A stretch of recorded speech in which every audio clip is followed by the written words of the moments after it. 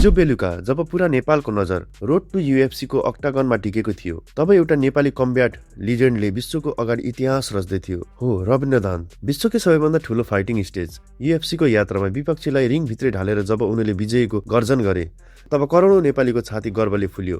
तर साथीहरू, के तपाईलाई थाहा छ, हिजो अक्टागनमा विपक्षीलाई धुलो चटाउने यो नेपाली बाघको बाल्यकाल कस्तो थियो? कसरी एउटा सामान्य गाउँको केटो कुनै सुविधा बिना आज यूएफसी को ढोका ढकढक्याउने पहिलो नेपाली फाइटर बन्ने दौडमा छ। आजको भिडियोमा हामी रविन्द्रको बाल्यकालदेखि हिजो बेलुकाको त्यो ऐतिहासिक रोड टु यूएफसी को महासंग्रामसम्मको एउटा यस्तो कथा सुनाउँदैछौँ जसले तपाईँको आङ सिरिङ्ग पार्नेछ। हामी मध्ये धेरैलाई लाग्छ सफलता रातारात मिल्छ, तर रविन्द्रको कथा फरक छ। सुदूरपश्चिमको विकट र दुर्गम गाउँमा जन्मिएका रविन्द्रको बाल्यकाल कुनै सुख सुविधामा बितेको होइन। गरिबी, अभाव र छाक टार्ने धौधौको बीचमा उनको बाल्यकाल गुज्रियो। न त खेल्नलाई राम्रो मैदान थियो, न त डाइट खानलाई पैसा।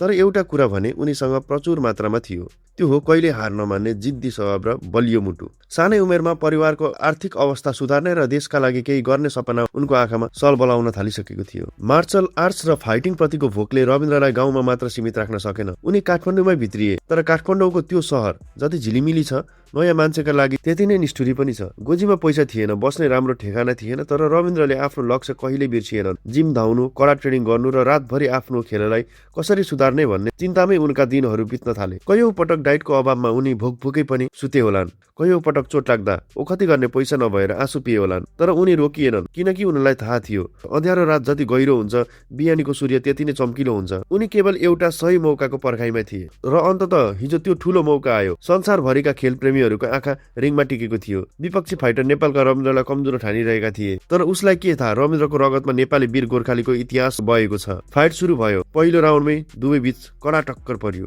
विपक्षीले रविन्द्रलाई दबावमा राख्न खोजे, तर रविन्द्र त नेपाली माटोमा संघर्ष गरेर हुर्किएका खेलाडी हुन्। उनी कहाँ सजिलै ढल्थे र। जब फाइट अगाडि बढ्यो, रविन्द्रले आफ्नो असली रूप देखाए। उनको एउटा पञ्च र किक यति सटिक र शक्तिशाली थियो कि विपक्षी फाइटर सम्हालिनै सकेनन्। रविन्द्रको आँखामा रिस मात्र थिएन, वर्षौंको भोक, गरिबी र देशका लागि जित्ने यो पागलपन थियो। र अन्ततः एउटा यस्तो घातक प्रहार भयो जसले विपक्षीलाई रिङको भुइँमा पछारिदियो। रविन्द्र दाहालले यो शानदार फाइट आफ्नो नाममा गरे। हिजो रविन्द्रले फाइट मात्र जितेका होइनन्, उनीहरूले संसारलाई यो प्रमाणित गरिदिएका हुन्, यदि तपाईको इच्छा शक्ति बलियो छ भने संसारको कुनै पनि अभावले तपाईलाई सफल हुनबाट रोक्न सक्दैन। एउटा दुर्गम गाउँको सडकबाट सुरु भएको यात्रा आज अन्तर्राष्ट्रिय रिङको राजा बन्नेसम्म पुगेको छ। रविन्द्र दाहाल, तपाईलाई सम्पूर्ण नेपालको तर्फबाट सलाम छ। तपाईले देशको शिर उच्च बनाउनु भएको छ।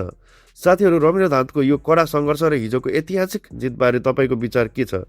तल कमेन्ट बक्समा कङ्ग्रेचुलेसन रविन्द्र लेख्न नभुल्नुहोला। भिडियो मन परेमा आफ्ना साथीहरूमा सेयर गर्नुहोला। यस्तै प्रेरणादायी भिडियोहरूका लागि हाम्रो च्यानललाई सब्स्क्राइब गरेर बेल आइकन थिच्नुहोस्। जय नेपाल, जय खेलकुद।